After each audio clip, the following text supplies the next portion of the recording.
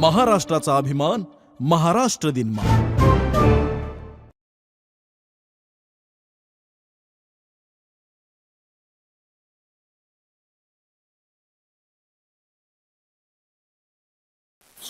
महाराणी ताराबाई हा गेल्या जवळजवळ 100 वर्षातला एक उपेक्षित असा विषय। 1900 साली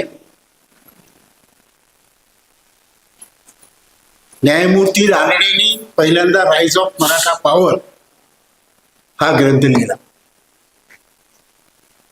त्याच्याही पूर्वी सातारचा resident Grant Duff the history of the Marathas हे 3 खंड लिहिले 1826 इंग्लंडमध्ये प्रसिद्ध। 1828 ला भारतामध्ये प्रसिद्ध झाले। म्हणजे या घटनेला जवळजवळ 100 वर्ष झाली। या आपण गृहीत धरूया की महाराष्ट्राच्या इतिहासाचा अभ्यास हा गेले 100 वर्ष 125 वर्ष चालू आहे। आणि पहिलं महाराष्ट्रीयन माणसानं मराठा माणसानं लिहिलेलं पहिलं चरित्र आहे राईज ऑफ मराठा पॉवर न्यायमूर्ती रानडेंचं। या 125 वर्षामध्ये मराठ्यांच्या इतिहासावर अनेकांनी लिहिलं। शिवचरित्र लिहिले, एखाद दुसरं शिवचरित्र सोडल्यास बाकी म्हणजे केळुसकरांसारख्यांचं बहुजनवादी इतिहासकारांचं शिवचरित्र सोडल्यास बाकी त्या काळामध्ये जे वरिष्ठ वर्णीय होते त्यांनी शिवचरित्र लिहिली। पेशवाईतल्या लोकांची चरित्र लिहिली। नानासाहेबांचं लिहिलं, माधवरावांचं लिहिलं, दुसऱ्या बाजीरावाचं सुद्धा चरित्र मोठं इंग्रजीत झालेलं आहे। ज्यानं राज्य बुडवलं त्याचं चरित्र झालेलं आहे आणि ते इंग्रजीमध्ये एवढं मोठं आहे। डॉक्टर सुमन वैद्य नावाचे नागपूरचे ते आहे। चांगलं आहे, म्हणजे लिहिलं त्यांचं सुद्धा लिहिलं पाहिजे। पण त्यांना असं कुणाला वाटलं नाही की ताराबाईचं चरित्र लिहा। म्हणजे गेले 100-125 वर्षामध्ये शिवचरित्र झाले,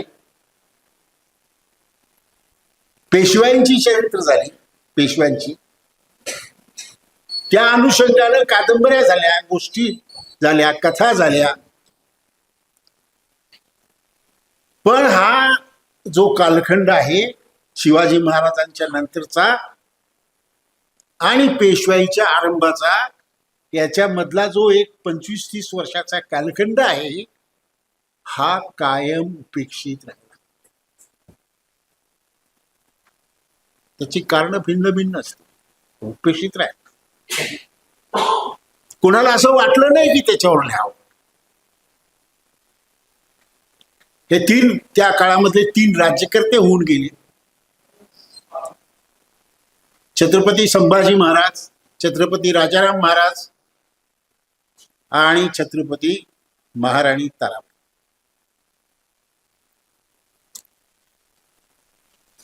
या 3 राज्यकर्त्यापैकी पहिला राज्यकर्ता आहे संभाजी राजा। हा इतिहासकारांनी बाद करून टाकला।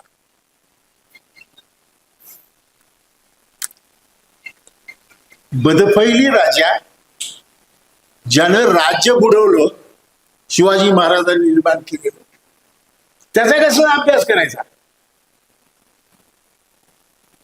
नंतर राजाराम महाराज दुबळा,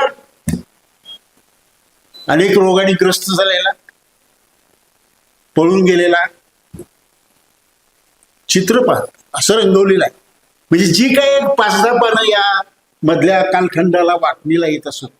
मराठ्यांचा इतिहास लिहित असताना मराठी मंडळींनी काही लोकांनी जो इतिहास लिहिला त्याच्यावर संभाजी महाराज, राजाराम महाराज, ताराबाई या 3 राज्यकर्त्यांच्या वाट्याला 1-2 पान यायचं.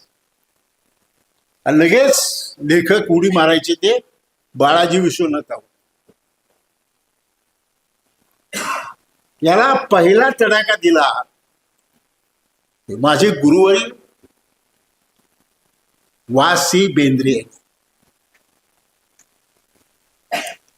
वासी बेंद्रे यांनी जवळजवळ 40 वर्ष परिश्रम करून ह्या गोष्टी काय वर्षात 2 वर्षात अभ्यास करून लिहिण्यासारख्या नसतात.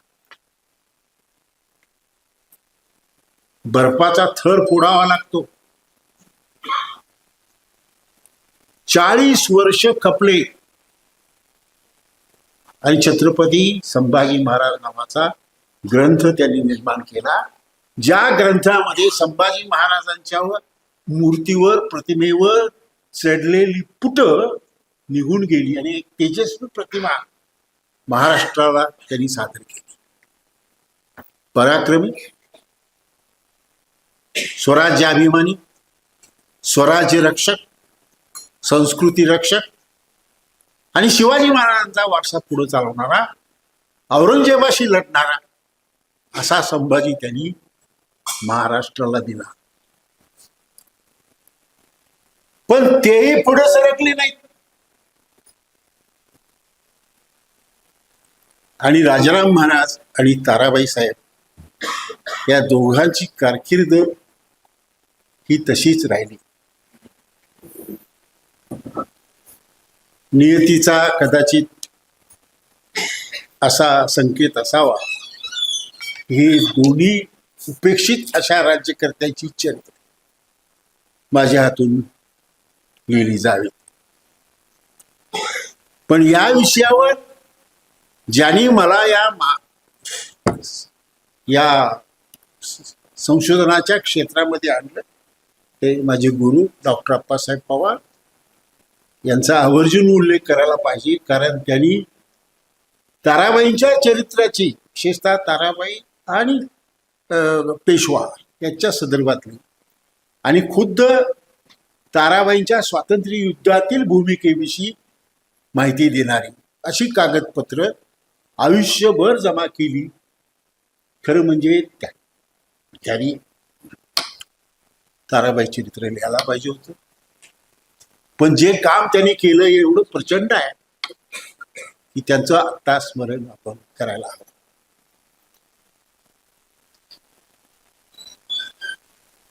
ताराबाई, महाराणी ताराबाईंच्या कार्याचा, इतिहासातील स्थानाचा जेव्हा आपण विचार करतो त्यावेळेला त्यांच्या कारकिर्दीचे प्रामुख्यानं 3 टप्पे पडतात. पहिला टप्पा छत्रपती संभाजीराजांच्या हत्येनंतर राजाराम महाराज चिंचीला गेल्यानंतर त्यांची खरी कारकीर्द सुरू होती. राजाराम महाराज जातानाच त्यांना इथलेच अष्टप्रधान मंडळ होतं. त्याच्यात रामचंद्र पंत आमाते, शंकराजी नारायण होते, संताजी घोरपडे होता, धनाजी जाधव होता. हे 4-5 असे दिग्गज प्रधान आणि सेनापती होते.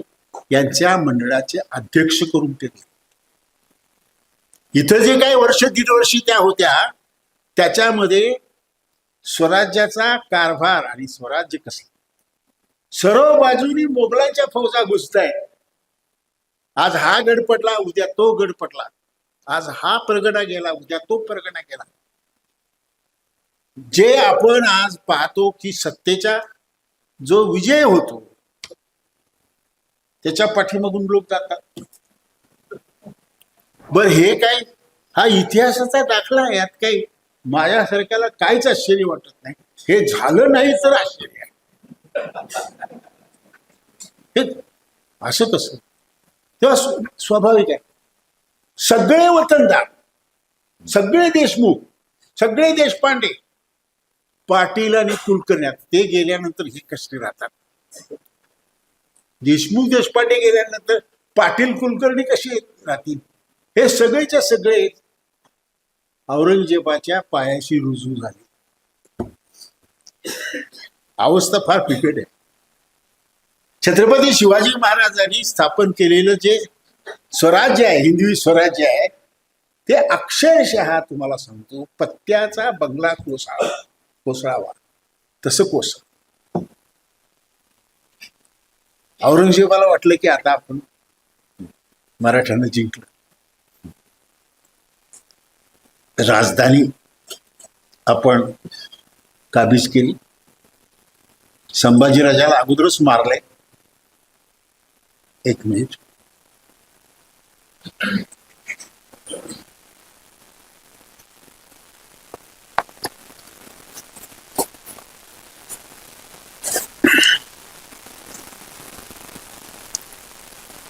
नवा छत्रपती मराठ्यांनी निर्माण केला तो जिंजीला पळून गेला 500 मैल. आणि आता कोण राहिलं पाठीमागं? एक स्त्री, एक राणी, असं त्याला वाटलं. म्हणजे सगळ्यात मोठा चॅलेंजिंग ज्याला आपण प्रसंग म्हणू, असा प्रसंग महाराष्ट्राच्या इतिहासामध्ये, महाराष्ट्राच्या जीवनामध्ये सगळ्यात वर्स्ट. रानडेंनी सांगितलं की 3 प्रसंग आहेत अतिशय धोकादायक अशा परिस्थितीतून मराठी राज्य गेलं. पहिले जेव्हा छत्रपती शिवाजी महाराज आग्र्यात अडकले, त्यावेळेला जवळजवळ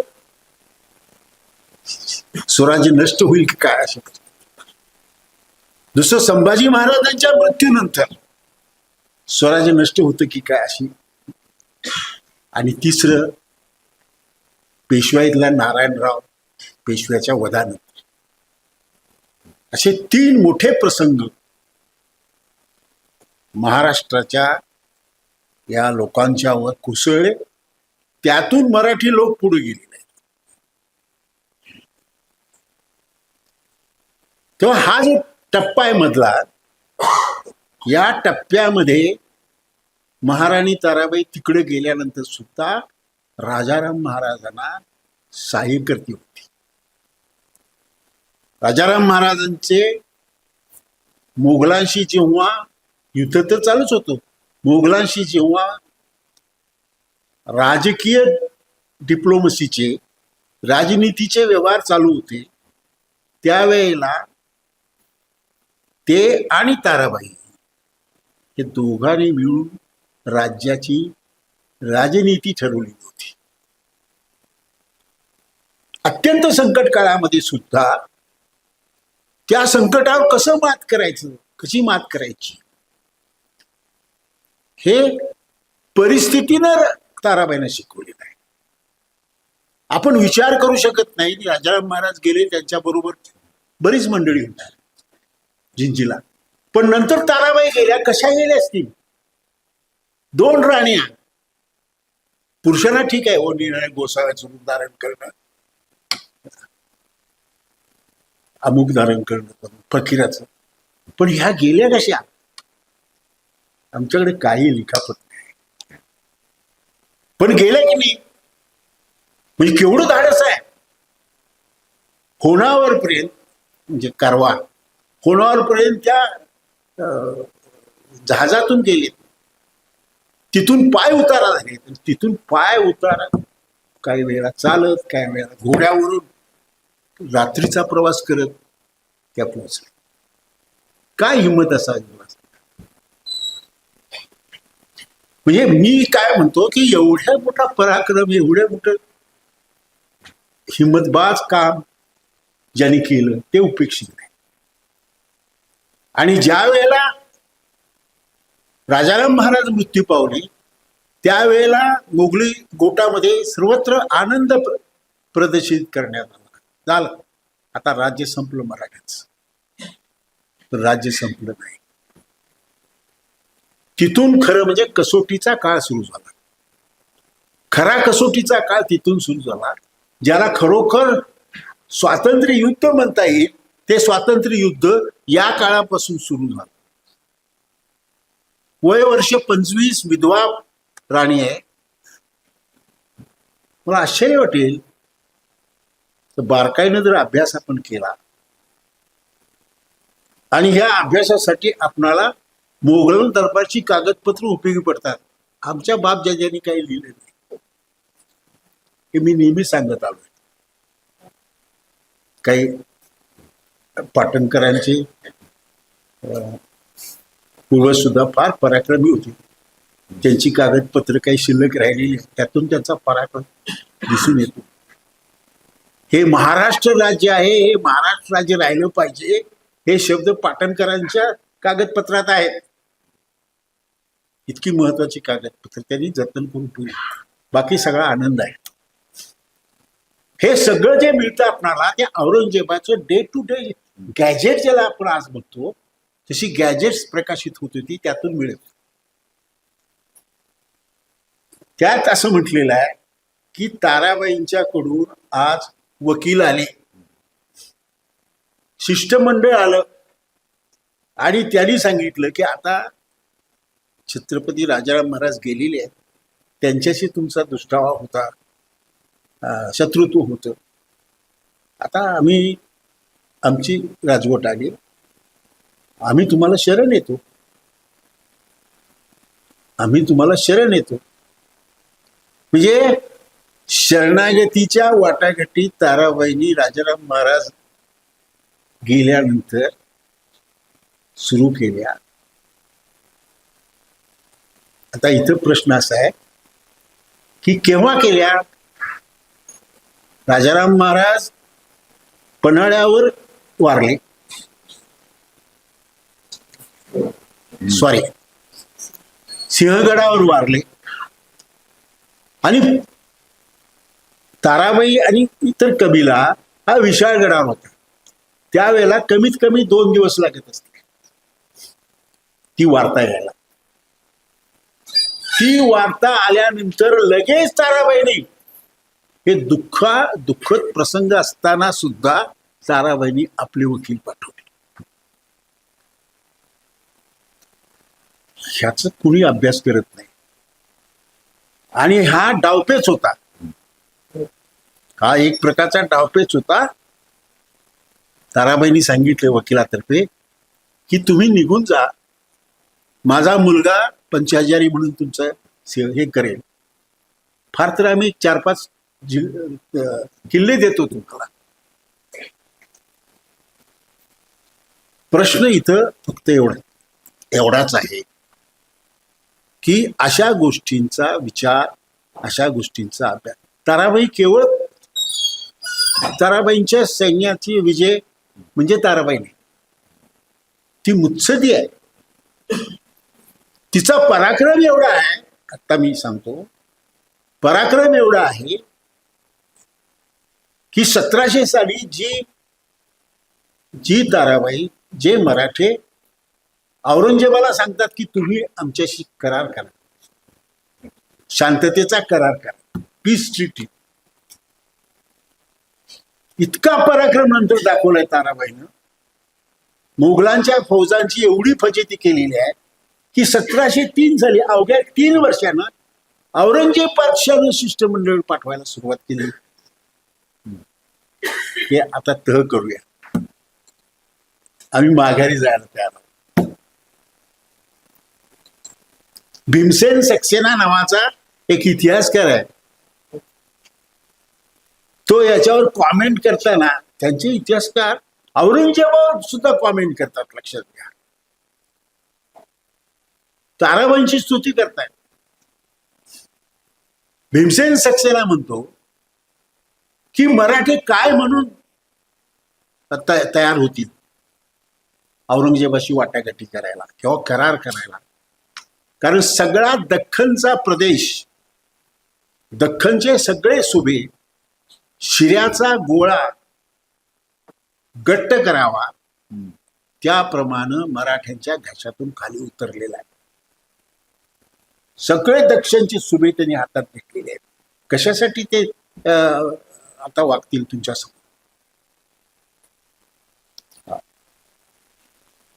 त्या आता इथं चर्चा होणारच आहे. 2 दिवस ताराबाईंनी काय पराक्रम केला, त्यांची राजनीती कशी होती. शेवटी ताराबाईंनी याच बादशहाला हरवलं. त्याला याच महाराष्ट्रामध्ये दफनभूमीचा शोध घ्यावा लागला. पण हा आतापर्यंतचा जो संघर्ष होता हा शत्रूशी संघर्ष होता. दुसरा जो पार्ट आहे ताराबाईच्या आयुष्यातला तो आहे घरातल्या माणसाची संघर्ष, स्वकीयाशी संघर्ष. आणि ह्या संघर्षामधली ताराबाईंची जी बाजू आहे ती अशी आहे की छत्रपती शिवाजी महाराजांचं जे स्वराज्य आहे हे स्वराज्य आम्ही सुरक्षित ठेवलेलं आहे. छत्रपती राजाराम महाराज, माझे पती आणि मी यांनी पराक्रमानं, शौर्यानं या सत्तेचं, मराठ्यांच्या सत्तेचं रक्षण केलेलं आहे.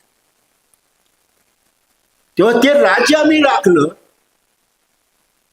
आणि तुम्ही एक आहात, राज्य मागत आहात. तुम्हाला कशाच्या तत्वावर राज्य द्यायचं?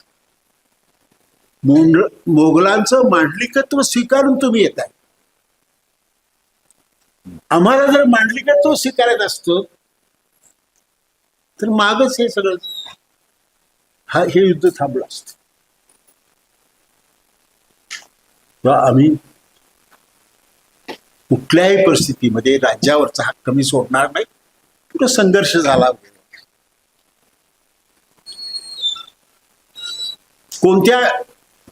कोणत्या गोष्टीवर संघर्ष आहे? छत्रपती शाहू महाराजांशी ताराबाईंनी जो संघर्ष केला त्यातलं महत्वाचं तत्व असं आहे की मराठ्यांचं सार्वभौमत्व, स्वराज, स्वातंत्र्य आणि सार्वभौमत्व. छत्रपती शिवाजी महाराजांनी फक्त स्वातंत्र्य निर्माण केलं नाही तर सार्वभौमत्व निर्माण केलं मराठ्यांचं. आणि ताराबाई ज्या लढत होत्या त्या सार्वभौमत्वासाठी लढत होत्या, लक्षात घ्या. स्वराज्यासाठी नाही. स्वराज्य ती म्हणाले मिळणारच आहे, आम्ही घेतलेलंच आहे. पण मोगलाशी आम्ही जे लढतो आहोत त्यांना शरण जात नाहीये. याचं कारण छत्रपती शिवाजी महाराजांनी निर्माण केलेलं सार्वभौमत्वाचं तत्व. म्हणून मी पुढे असं म्हटलंय की ताराबाईंचा लढा हा तात्विक होता. आणि कोणतं तत्व? तर सार्वभौमत्वाचं तत्व. कुठल्याही परिस्थितीमध्ये मराठे मोगलांना शरण जाणार नाही, मांडलिकत्व स्वीकारणार नाही, नोकरी स्वीकारणार नाही. किती जणांनी पुढचा इतिहास वाचलाय मला माहित नाहीये. पण ज्या वेळेला दिल्लीचा बादशाह कोण असावं हे जेव्हा मोगल मराठी ठरवत होते त्यावेळेला स्वतः बसले नाहीत.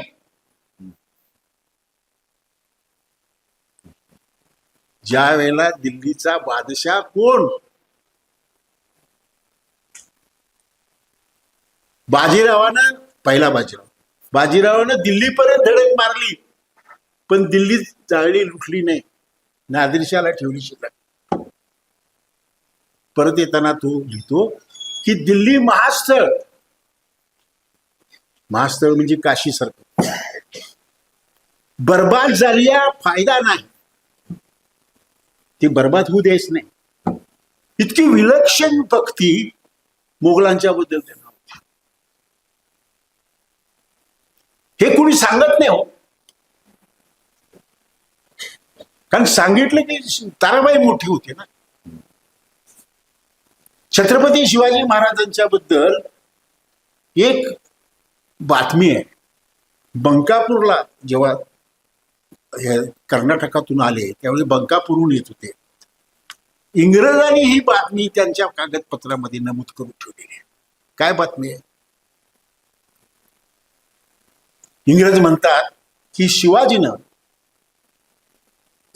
शिवाजीनं आल्या आल्या सगळा प्रदेश काबीज केला आणि एका मंदिरामध्ये जाऊन त्यानं तलवार उपसून अशी प्रतिज्ञा केलेली आहे की ही तलवार आता दिल्ली जिंकल्याशिवाय मी मॅन करणार नाही. डॉक्टर अप्पासाहेब पवारांनी त्याच्यावर एक पेपर लिहिलेला आहे. म्हणजे दिल्ली जिंकायची ही जी कल्पना आहे छत्रपती शिवाजी महाराजांची आहे, राजाराम महाराजांची आहे. एक पत्रच आहे ना राजाराम महाराजांचं. हे सगळं सोडून दिलेलं आहे. तर ताराबाईंचा लढा हा केवळ स्वातंत्र्यासाठी नाही आहे, ताराबाईंचा लढा हा सार्वभौमत्वासाठी आहे. हे आपण लक्षात घेतलं. आणि पुढं मी आता कन्क्लुजनला येतो. तिसरा लढा जो आहे तो नानासाहेब पेशव्याशी आहे, जो अतिशय पाताळयंत्री पेशवा होता. अशा पाताळयंत्री आणि दुष्ट प्रवृत्तीच्या पेशव्याशी तिने संघर्ष केलेला आहे आणि त्याला वाकवलेला आहे. आणि हा संघर्ष केला म्हणून अनेक इतिहासकारांच्या पोटामध्ये दुखायला लागला आणि त्यांनी ताराबाईंना बदनाम केलं. ताराबाईला एवढा पराक्रम गाजवून सुद्धा ताराबाईनं शेवटी ब्रिज किशोर सारख्या इतिहासकारांनी इव्हिल स्पिरिट म्हटलेलं आहे. तेव्हा खूप बोलता येण्यासारखं आहे. पण मला आनंद होतोय की आज अनेक ठिकाणी ताराबाईंचं स्मरण केलं जात आहे. तुम्हाला आश्चर्य वाटेल, खासदार रजनीताई पाटील यांचा काल मला फोन होता. ताराबाईंच्या या त्रिशताब्दी रजनीताई पाटील यांनी राज्यसभेमध्ये 15 मिनिटं भाषण केलं ताराबाईंच्यावर. म्हणजे राष्ट्रीय लेवलला आता ताराबाई पोहोचला. त्यांना आता मी बोलवतोय आपणाला, पण त्यांच्याच आणि त्यांनी मागणी केली की ताराबाईंच्या नावानं एक मिलिटरी स्कूल, मुलींचं मिलिटरी स्कूल झालं पाहिजे, मिलिटरी कॉलेज झालं. मला आनंद आहे. ताराबाई चरित्रकार म्हणून मला किती आनंद झाला असेल, कोल्हापूरचा म्हणून किती आनंद झाला असेल हे मी शब्दात व्यक्त करू शकत नाही. रजनी त्यांनी मोठं काम केलं, त्यांचा आपण सगळ्यांनी आभार मानूया.